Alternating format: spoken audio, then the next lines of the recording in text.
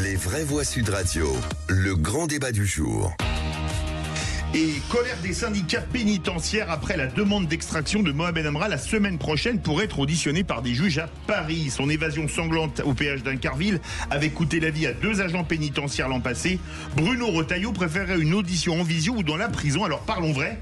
Est-ce que vu le coût et les risques de ce transfèrement, puisque ce serait de Condé-sur-Sarthe à Paris aller-retour et par voie terrestre bien évidemment, ça vous paraîtrait pas quand même un peu risqué et surtout un peu cher? Et à la question, Amra extrait de sa prison, est-ce irresponsable? Vous dites oui à 91%. Vous voulez réagir? Aude attend vos appels au 0826 300 300 avec nous.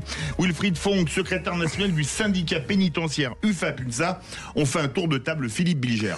On ne discute pas, me semble-t-il, l'obligation à un moment donné, tout de même, d'avoir un interrogatoire entre le mis en examen et le magistrat instructeur. Je veux dire physique, parce que d'aucuns évoquent la visio partout, ce qui serait absurde. Mais la discussion porte sur les modalités techniques ou bien le respect des règles traditionnelles. Alors peut-être vais-je être minoritaire, j'ai bien conscience de toutes les difficultés techniques, les frais que vous avez évoqués, Bruno, un ensemble de choses. Moi, ce qui me gêne, mais peut-être est-ce totalement discutable, c'est que devant la malfaisance criminelle, devant le double assassinat, devant les moyens de l'État, eh bien, en quelque sorte, nos règles nécessaires et ordinaires sont en train de plier. Et je n'ose imaginer ce que demain donnera si on continue cette criminalité qui peut être atroce, pire que celle qu'a commise Amra. Moi, ce qui me fait très peur, c'est qu'en définitive, c'est la criminalité qui nous gouverne, avec cette nécessité technique que tout le monde semble valider. Françoise de Goua. Eh bien, écoutez, il vient de me convaincre, Philippe Bilger, parce que je me dis, errare et humanum est, persévérare et diabolicum. Mais bon. C'est pas ça. Le sujet n'est, vous voyez, tête, ce pauvre mythique. Mais donc, j'étais et de cultiver aussi. Je suis pas juste hypermnésique, en fait. Ça, c'est mon coup droit à sortir. Non, mais je vais jusqu'au bout. C'est-à-dire que ma première réaction, elle est une réaction de ce qu'on appelle le bon sens. C'est pour ça que je me bats toujours contre cette expression un peu débile, parce que le bon sens, mais le bon sens, ça fait faire beaucoup de conneries. Et en fait, non, mais là, le bon sens, c'est pourquoi est-ce qu'à la limite, le magistrat se déplace pas, etc. Mais quand même, l'argument de Philippe, parce que je voulais l'entendre in vivo, en fait, in situ, son argument est très fort. En fait, ce qu'il dit, ce que vous dites, m'a convaincu. C'est-à-dire, est-ce que on doit nous ratiociner notre manière de rendre la justice, de mener des interrogatoires parce que on a été terrorisé à un momentum par un délinquant, non, là, c'est un criminel, un criminel XY. Il m'a convaincu. Je pense que c'est bien de mettre tous les moyens pour montrer aux criminels qu'on ne plie pas. Bruno Pomar. Alors le bon sens va parler. Ben oui, excusez-moi, mon cher Françoise. Si. Moi, je suis un pragmatique. D'abord, je connais un peu le domaine de la sécurité pour en avoir fait tellement toute ma vie. Mais je trouve que c'est tout simplement du bon sens des autorités de dire qu'à un moment donné, compte tenu du profil personnel, je suis pas d'accord, je suis pas contre ce que tu dis, Philippe, le fait que des magistrats peuvent voir des criminels. Mais là, on a affaire pas à un criminel traditionnel, le voyou traditionnel. On a affaire à un tueur sanguinaire, quelqu'un qui a démontré à la dernière extraction que évidemment il avait réussi à faire tuer deux agents pénitentiaires. Donc je pense qu'il faut prendre les mesures, et ça pour moi c'est du pragmatisme, c'est du terrain pur. Je dis, est-ce qu'on a besoin de déplacer 40 gars du GIGN, à mon avis, plus un hélico à travers 150 ou 200 km, il va y avoir 300 ou 400 policiers, gendarmes qui vont être dispatchés. Pourquoi pas? Pour montrer, se relever où on est tombé, en fait. C'est ce que je comprends. François, excuse-moi. Le juge, ça ferait une voiture pour y aller. Tu l'as dit avant, pourquoi on n'escorte pas la dame si elle a peur de son tribunal vers la prison? Pourquoi elle aurait peur? C'est pas parce qu'elle a peur. Non, mais je te dis ça. Pourquoi la dame, elle aurait peur? C'est quand même parce qu'on reste dans cette tradition de la justice qu'on considère, qu'on veut voir le présumé. Parce que ça a du sens. Si ça a du sens, alors ça, là, moi je suis pas d'accord. Je pense à mes copains qui prennent des risques sur le terrain. Je ne pense à rien d'autre, ma chère Françoise. Alors, il y en a un qui a des copains qui prennent des risques, parfois jusqu'à en mourir. C'est Wilfried Fonck, secrétaire national du syndicat pénitentiaire UFA-PUNSA. Qu'est-ce que vous voulez répondre aux vraies voix, Wilfried Fonck? Vous êtes plutôt bilgériste ou pomartiste? Eh ben, écoutez, je vais faire un petit peu un entre-deux. Vous faites du en même temps. Bah, il a bien raison. Non, ouais, c'est très à la mode depuis quelques années.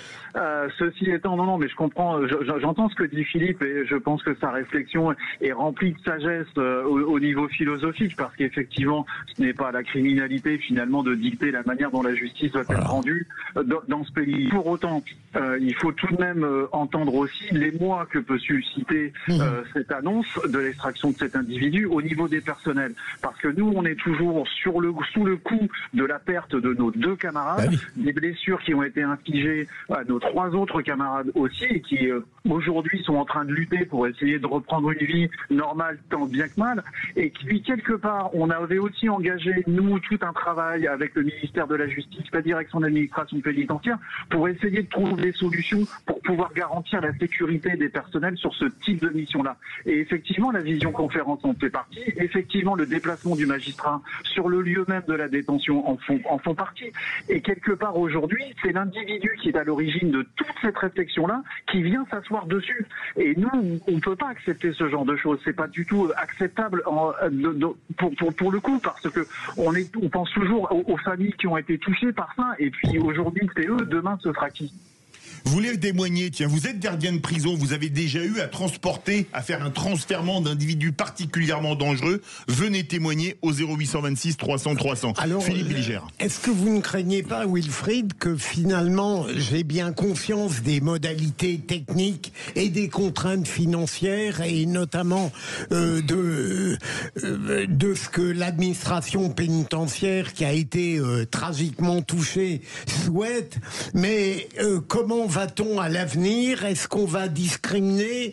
Un tel a commis un double assassinat, il faudra que le juge vienne le voir dans sa cellule, et d'autres criminels qui n'auront pas commis des choses tellement moins graves, on les gardera dans le processus ordinaire. Moi, je crois qu'en plus de ce que j'évoquais tout à l'heure, l'État qui se laisse maîtriser par une criminalité parce qu'elle était impitoyable et parce que l'État a failli dans la protection qu'il devait assurer, je crains qu'on aboutisse demain à un processus et un délitement absolu sur beaucoup de plans. Mais non, mais regardez, Philippe, l'affaire Ambra, c'est l'exemple même. Alors on sait qu'au ministère de la Justice, vous avez les ERIS, ces fameuses équipes, un groupe d'intervention carrément très compétent qui assure les transferts très tendus. Mais là, on a affaire à un cas très particulier. C'est pas le gars qui a fait 3 braquages ou 4 braquages. On sait que celui-là, on va pas tenter. Non mais Bruno, moi je comprends ce que veut dire Philippe. C'est-à-dire qu'à partir du moment où vous mettez le doigt dans l'engrenage, et il faut demander à Wilfried, à partir du moment où vous mettez le doigt dans l'engrenage, vous rentrez dans une forme de facilité qui fait que finalement, on se laisse glisser sur cette pente. C'est du pragmatisme. Non, mais quelle facilité. Mais c'est du bon sens. Est-ce que vous entendez ce qu'on vous dit? Oui, mais moi je vous dis, c'est du bon sens. À partir du arrêtez avec ce bon sens, qui ne veut rien dire. À partir du moment. Si les politiques en manquent beaucoup le bon sens. Excusez-moi, ma chère Françoise. Bon, écoutez, on va pas discuter. Non, mais j'arrête. On va faire réagir Wilfried Fonck. Le bon sens, c'est le bon sens. Arrêtez de sauter sur votre chaise. Ça veut rien dire. Permettez-moi d'avoir un avis quand même plutôt éclairé sur le domaine de la sécurité, ma chère Françoise. Je ne viendrai pas avec vous sur le côté économique. Je suis d'accord avec vous, Bruno. Moi, je suis juge de paix en fait entre Philippe Bilger et Bruno Pomar, parce que sur cette question, je me sens pas du tout légitime à part avoir des émotions. Je vous dis juste que c'est très puissant ce que dit Philippe Bilger. Si à cause d'Amra, parce que au nom du bon sens, il est terrible et qu'il est unique, eh bien, on risque de mettre le doigt dans un engrenage qui nous amène dans une déliquescence. Mais quel engrenage? L'engrenage de la facilité. Mais la facilité de quoi? Un coup c'est Amra, après ça va être oui, mais lui, est-ce qu'il n'a pas les caractéristiques de Amra? Oh ben après tout, tiens, une visio. Et puis comme ça, vous glissez de plus en plus. Vous glissez. On va faire réagir. On va faire réagir Wilfried Fonck. Wilfried Fonck, vous trouvez que c'est allé dans la facilité de ne pas que les juges n'y aillent pas? Vous êtes d'accord ou pas?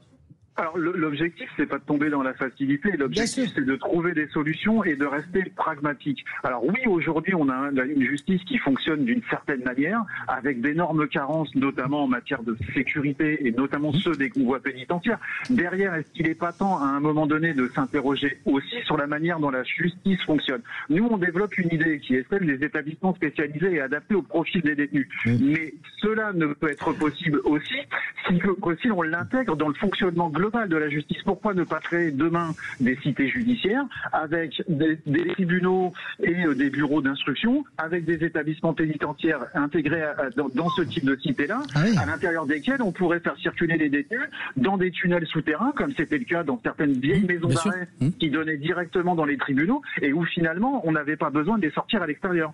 Wilfried, vous rêvez un petit peu, excusez-moi, parce que on manque de... Excusez-moi de vous le dire aussi, franchement. Ça permet aussi, en étant optimiste, de faire avancer les choses. Oui, mais on manque déjà de prisons, je dirais, traditionnelles. Là, vous parlez de bunkers judiciaires. Pourquoi pas, hein, attention, je suis pas contre ce que je vous dis. Mais déjà, ayons quelques prisons supplémentaires, ça sera déjà pas mal. Allez, on part au 0826 300 300. On retrouve notre vraie voix du jour, Nathalie de Béziers. Qu'est-ce que vous en pensez, Nathalie ? Alors, moi, je suis plutôt d'avis à suivre les préconisations de Monsieur Fonck. Oui. Pour moi, le bon sens, c'est l'intelligence. Et pour moi, qui suis vraiment dans le peuple en général, pour moi, nécessité fait loi. Or, là, on est en face d'un criminel hautement dangereux qui a été capable, du fond de sa cellule, d'organiser un guet-apens énorme par rapport à son déplacement la première fois. Qu'est-ce qui nous dit que lors du prochain déplacement qui est déjà prévu, puisque vous en parlez, donc c'est connu dans la presse. Ah oui, bien sûr, oui. Et il n'y a pas un super déplacement, une super intervention qui peut se monter en face du déplacement prévu par Monsieur Darmanin. Et imaginez l'impact sur les médias, la population, si jamais vous avez ce risque qui se réalise, vous avez votre GIGN, vous avez votre hélicoptère, vous avez vos 10 motards, et en face vous avez encore plus de narcotrafiquants qui, pour montrer leur force, vous font un truc comme dans les cinémas américains. Vous imaginez notre décrédibilisation, pardon. Ouais. Alors, je peux répondre à Nathalie. Je vais retourner la question avec comme ça, Bruno. Imaginez donc l'inverse. Imaginez le signal que vous envoyez aux narcotrafiquants, parce que vous dites, vous savez quoi, vous avez réussi une fois, eh bien nous, ce qu'on est en train de vous montrer, c'est qu'on va non seulement le réextraire et que ça va bien se passer, et que même si vous tentez quelque chose, c'est nous qui gagnerons. Et tu crois qu'ils ont peur? Tu crois qu'ils ont peur, les mecs en face? Mais je pense qu'ils ont tellement peur qu'ils attaquent toutes les prisons, tellement on est en train de les emmerder. Bruno, ça c'est de la mauvaise foi. Quelle image de la France ça donne? Franchement, on n'est pas fichu après un double assassinat de ressentir le même mec. Mais les amis, regardez, s'il vous plaît, regarde Bruno répondre. Merci. Oui. Regardez le sondage, tout simplement. Mais je m'en fous, c'est des bonnets, alors. Non, mais les gens qui ont voté, c'est des bonnets. Laissez-le parler. Mais non, c'est insupportable. Laissez-le répondre. Franchement, François, c'est pas moi, c'est lui qui arrête s'il vous plaît, Bruno Pomar voulait répondre à Nathalie. Oui, non, ce que je veux dire par là, d'abord, ce qui va se passer avec la loi anti-narco voulue par Darmanin, c'est que ça sera l'exception, l'extraction. C'est bien, et c'est ce qui m'inquiète d'ailleurs. Je vais vous dire, ça va pas faire plaisir à Françoise ni à Philippe. On dit dans ce que va dire donne la loi, l'application sera la norme, c'est-à-dire on va faire de la visio, on va faire des choses comme ça. Parce que ce sera des centres l'extraction, encore une fois, on laisse une porte en disant l'extraction sera possible. Moi, je vous dis ce que je pense, et c'est que mon avis. Je suis peut-être un bourrin dans ma pensée. Moi, je pense à la sécurité de mes copains du RAID, du GIGN, des policiers traditionnels qui sont sur le terrain tous les jours déjà à souffrir avec les missions qu'ils ont à faire. De faire ce genre de transfert, je trouve que c'est complètement inutile et ça coûte du fric. Même pas le fric, c'est le risque que prennent nos policiers et nos gendarmes. Wilfried Fonck, vous êtes d'accord avec ça ?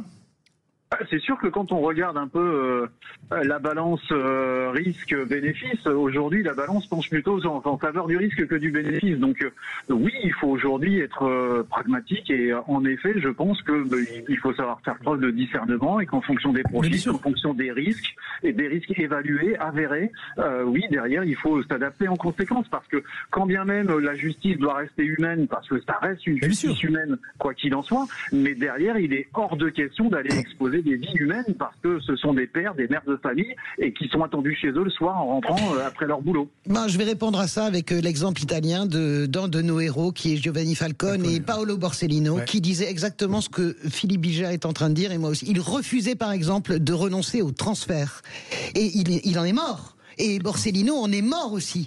Mais donc que ça n'a peut-être pas été un succès. Mais si, ça a été un succès. Non, excusez-moi, je vais finir parce que c'est quand même un dossier ça que je connais par cœur. J'ai assez travaillé là-dessus. Non, ça a été un triomphe.